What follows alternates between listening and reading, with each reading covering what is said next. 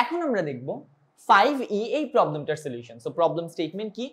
Integration of 4 cos 4x sin 5x dx। এখানে আমাদের একটা হেল্প করা আছে। কি রকম হেল্প?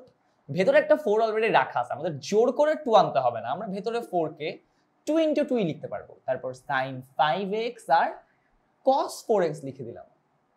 এবার একটা 2 বাইরে নিয়ে গেলেই আমাদের সূত্র বসানোর মতো সুন্দর ফর্ম চলে আসলো। সো একটা 2 কে জাস্ট বাইরে নিয়ে গেলাম। এখন 2 sin a cos b।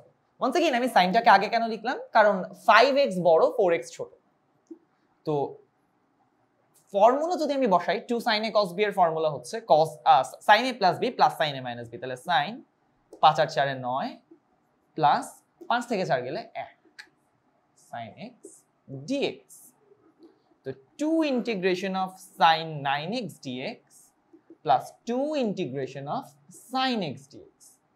Of course sin K integrate করলে হয় মাইনাস cos, তাহলে মাইনাস 2/9 টা নিচে চলে আসবে cos 9x plus sin x কে ইন্টিগ্রেট করলে জাস্ট কি হবে minus cos, so minus 2 cos x plus c। তাহলে এটাই হচ্ছে আমাদের এই প্রবলেমের সলিউশন।